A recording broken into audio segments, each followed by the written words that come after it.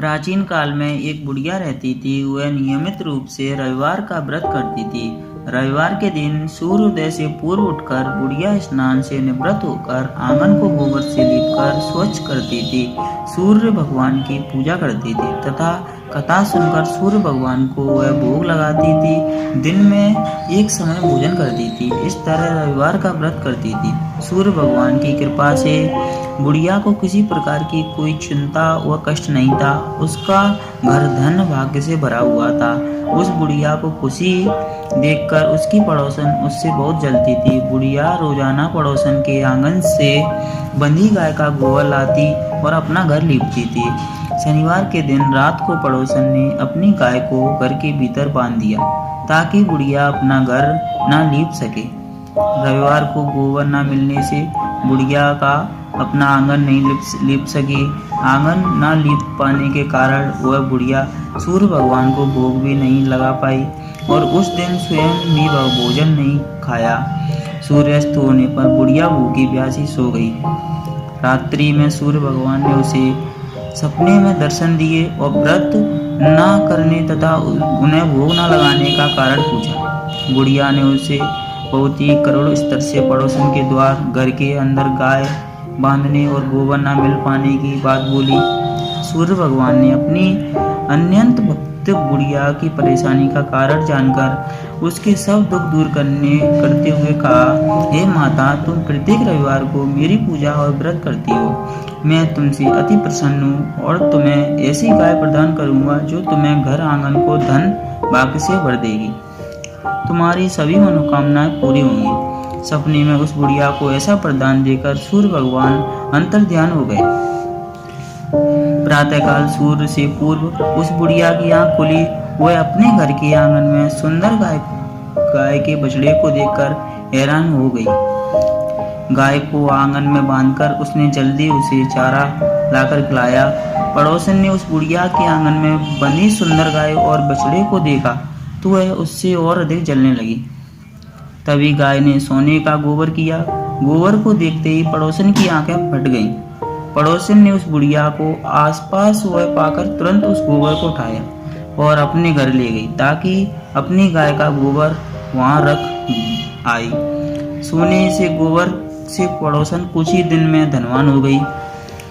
गाय प्रतिदिन सूर्योदय से पूर्व सोने का गोबर करती थी और बुढ़िया के उठने से पहले ही पड़ोसन उस गोबर को उठाकर ले जाती थी। बहुत दिनों तक बुढ़िया को सोने से गोबर के बारे में कुछ पता ही नहीं चला।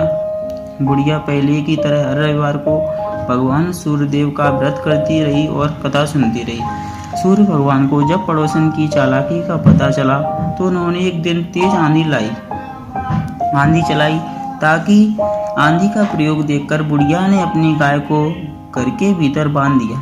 अब पड़ोसन सोने का गोबर ना ले जा सकी। सुबह उठकर बुढ़िया ने सोने का गोबर देखा तो उसे बहुत आश्चर्य हुआ। उस दिन के बाद बुढ़िया गाय को घर के भीतर बांधने लगी।